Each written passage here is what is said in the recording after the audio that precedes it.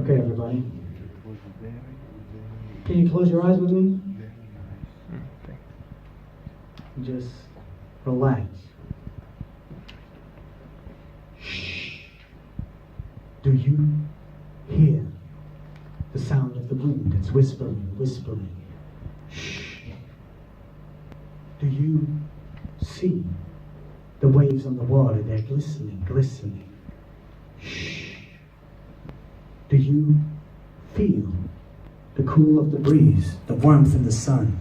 And do you hear the song of the birds, never lacking in joy, though they're lacking in words? And do you want to see the dance of the leaves composed by the breeze, or the color so bright, the red of the rose, the blue of the skies, the daisies in white, the green of the grass, all put on display by the glorious light of the sun, so vast and so bright, Aphrodite pushing back the dark of the night.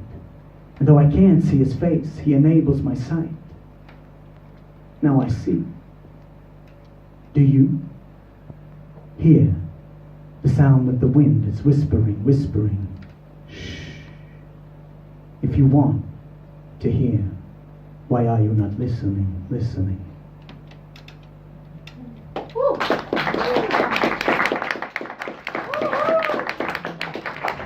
So, it's these little things in life that can force you to reflect and force you to be grateful for simple things and stuff like that. The breeze, the air, the song of the birds, colors you see. I feel like if you cannot enjoy these little things in life, like to have like sips, first sips, final sips, these little things in life, if you can't enjoy them, then you're not living. Then you're dead. Thank you. Listen, bread is made for laughter. Wine gladdens life. We run and strive after our vanities. Bread is made for laughter. Wealth and wisdom, endless toil, won't save a life deprived of joy. Bread is made for laughter. Wine gladdens life.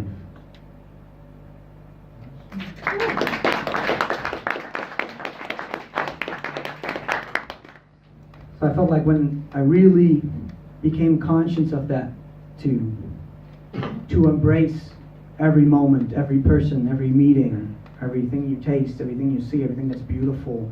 Do you have an eye for the things that are beautiful? Do you take time to look? Yeah, it changed me. It changed me. But I think what I'm most grateful for is not a thing, but a person as well. Also my mama. It was a great song about mamas. You gotta be grateful for mamas. Mama. Yeah. Okay, everybody's now easy now. They're not that great. No, like that's good. No, but yeah, we can be grateful for a lot of things, but eventually, for me, what really changed my life, what really gave me peace, what gave me joy, was that I was grateful for a person.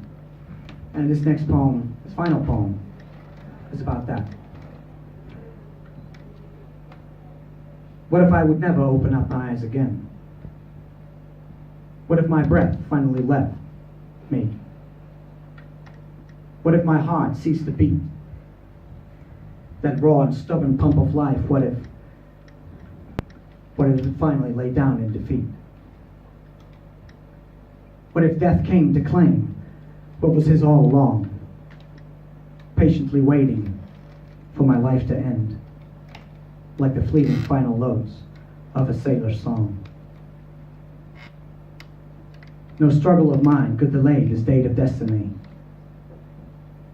No virtue of mine could persuade him of his purpose, his duty. No gold I greedily clung to and hoarded for my soul alone to keep could cancel the charge carved in stone, demanding my eternal sleep. The day has come. Dreadful darkness drapes my soul. Another I will never see. In darkness, madness, I will dwell alone. And so it would be,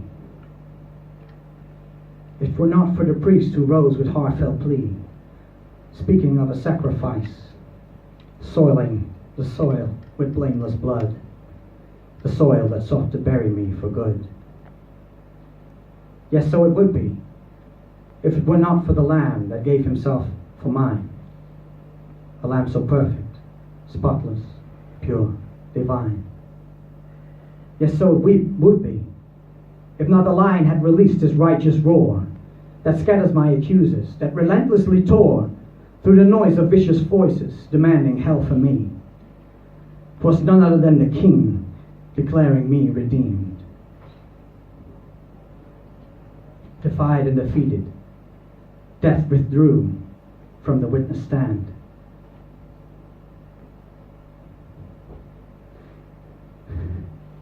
I broke down, baffled by unbelief. How could it be that not a single charge could stand?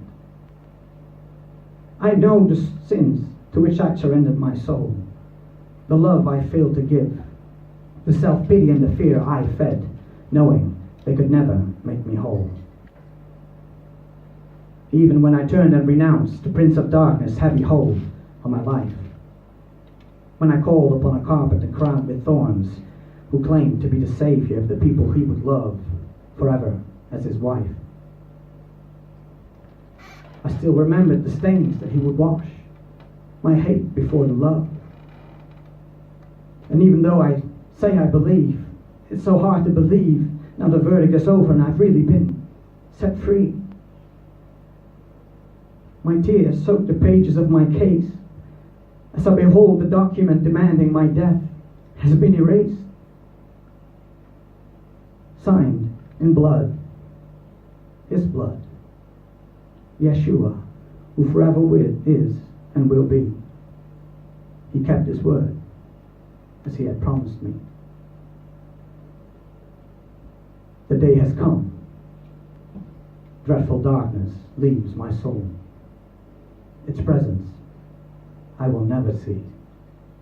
I will never dwell alone. And so it will be. And so it is. For it's my Father who has called me home.